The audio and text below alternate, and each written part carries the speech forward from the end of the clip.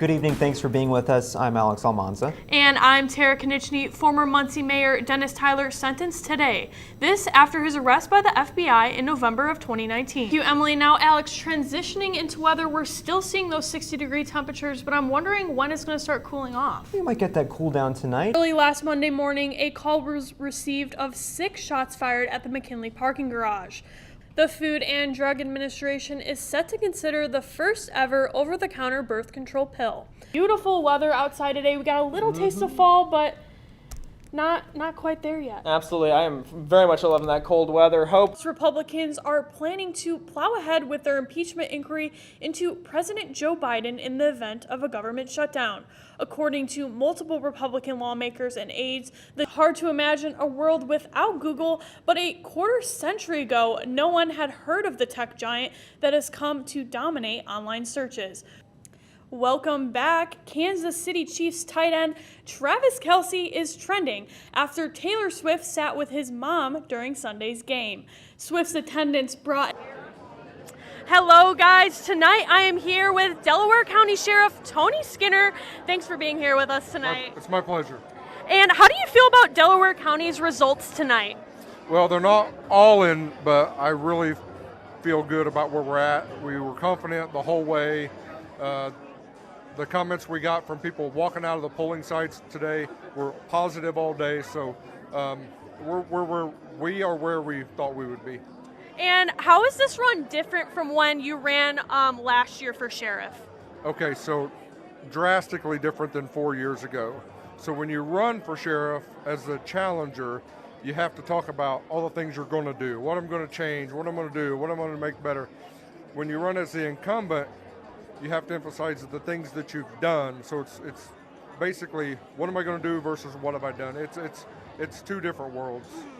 All right, well, thank you so much, Tony, for being here with us tonight. That's all tonight from the Republican headquarters in Muncie. Terra Konieczny, NewsLink, Indiana. Back to you guys in the studio. Now we're going to send it over to Terra Konieczny, who's live for us at the Democratic headquarters. She's joined by Jeff Robinson. Terra? Hey there, guys. I am here at the Democratic headquarters, and what once was a crowded room full of people, people have started clearing out after those projected results were read. But there was a lot of optimism in the room tonight, not only for your race, but all of the candidates running. And I am here now with Jeff Robinson, the Democratic mayoral candidate this year. So what was your biggest focus for this campaign? Well, really, the biggest focus is just serving the community, people-focused policies, really taking a look at the issues that we have and trying to find solutions to address those issues. Yeah, and what would you say your experience was like running this year? Oh, it's been busy. It was very hectic, very busy, but, it was a worthwhile fight. It was absolutely a worthwhile fight, and this is the first time I've run a citywide campaign, so it was definitely a learning experience. Yeah, and with this being your first time, why did you decide to run this year? Well, of course, I've been on the city council for the last 4 years, the last 3 years as president of council, and really I've just gotten frustrated, just really frustrated with the direction that our city was going. And that's going to do it for us this time. For now, in Muncie, Terra Konieczny, NewsLink, Indiana. We will send it over to the studio. All right, Terra, live for us at Debate, while also taking community questions. Questions got asked to 7 council persons, as well as 2 candidates for city clerk and 1 candidate for city judge. One topic that was brought up was keeping businesses in Muncie and creating more jobs. Businesses here in town that are looking to expand, so we need to be able to support those opportunities for expansion for those businesses. And the other side of the aisle was focused on more livable wage jobs. To create jobs. We've got to create jobs somehow. We just got to get some way to have jobs where people can spend the dollars. Like you were saying, I have to agree with you. I'm sorry. Other hot topics brought up were what to do about abandoned homes, as well as the struggling Muncie Mall, noting that it is still privately owned, but City Council can work to bring businesses back into the mall. A topic discussed among all the candidates was a heavy addiction problem in the community, saying more resources need to be out there for courts to use and spread the word about rehabilitation services. The community will be able to vote on these candidates starting November 7th. That's all for now. Live in Muncie, Terra Konieczny, NewsLink, Indiana. All right, Terra Konieczny live for us at the discussion. Tara, thank you. Residents in Muncie will start seeing these blue cans roll out all over town. The Muncie Sanitary District is moving away from the blue recycling bags into blue recycling cans. Residents say they couldn't be happier for the change. The moment I heard that we were getting toters, I'm like, yes! Excitement, a way of recycling that is old to some but new to Muncie. Exciting now to be able to just put everything in the blue toter and then bring it downstairs and dump it right into there. It's so much easier, it's cleaner. The city of Muncie used the blue bag method of recycling for over 20 years. Residents would get coupons for blue bags to which they would put the recyclables into the bag into the regular trash can for the Muncie Sanitary District to sort out later. Now, every piece of eligible recyclables gets thrown into the blue toter bagless. Saving a lot of money from not using those blue plastic bags. Those blue plastic bags weren't recyclable through that process. And obviously plastic bags are not good for the environment. More than 7,000 households in the city signed up for the new residential recycling program so far, and Muncie Sanitary District is working to roll out more. An awesome job. They've really taken on this challenge and this task, and they're so passionate about it because the material coming in has been really great to watch and see. The Recyclor is the new mascot for this initiative. You can find Recyclor made out of the blue toters on the side of the new recycling trucks, and he was made for a very specific group. So many young kids sit and look out the window when our trucks come by. They love it. As the new program works out issues such as the trucks not fitting down alleyways to pick up the new toters, more announcements on that and education on what can go into the bins will be sent out to participants. Muncie Sanitary District also hopes to partner with Ball State in the future. Whatever way we can work together and help Ball State collect recyclables and also prevent contamination, we're here for, and we will continue to work with them and partner. To sign up to participate in the recycling pledge, you can go online at munciesanitarydistrict.org. In Muncie, Terra Konieczny, NewsLink, Indiana.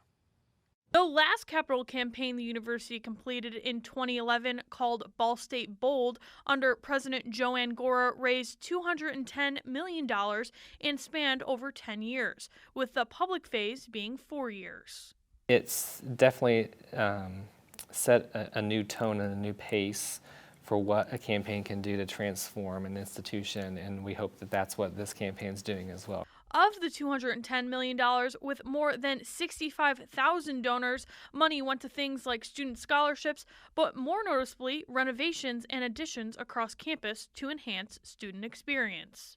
The Joanne Gora student rec and wellness facility that was moving forward at that period of time. So the donors for the Bold campaign helped support our ability to build out, which is about 400,000 square feet.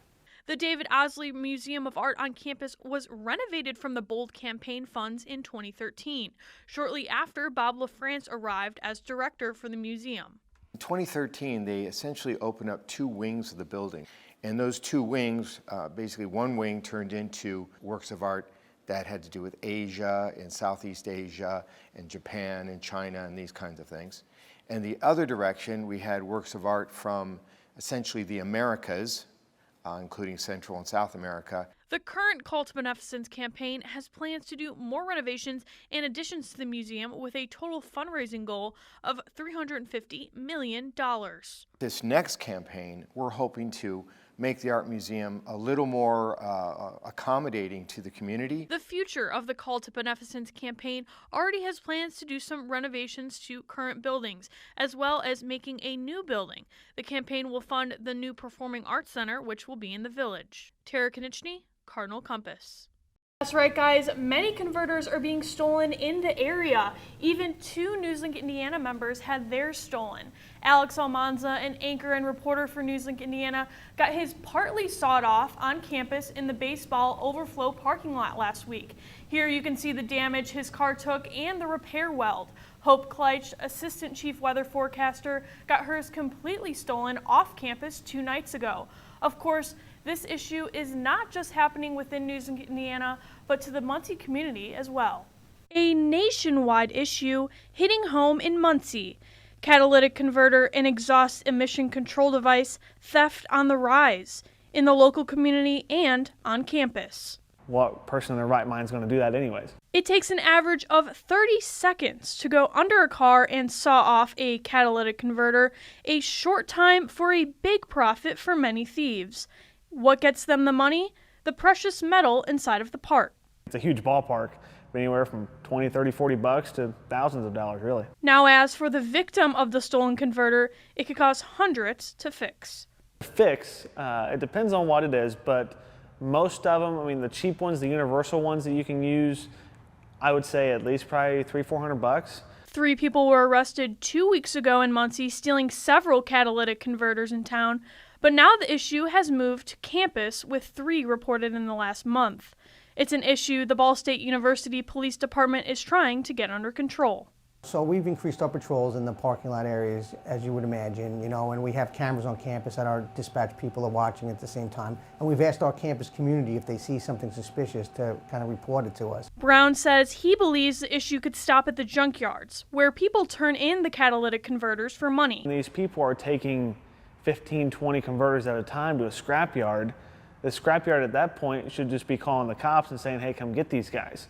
Instead, somebody out there at different scrapyards are giving those people money, and they just keep doing it. So if you're not rewarding them for breaking the law, they won't break the law. For protecting your own vehicle, Chief Duckham says there is a few things you can do to make it harder for people to steal your converter. If you can park in a well-lit area, that seems to be helpful, and maybe also not isolate your vehicle. So if there's other cars, if for instance a car on your right and your left, parking in the center, because they have to get underneath your vehicle to get the catalytic converter. In Muncie, Terra Konieczny, Newslink, Indiana.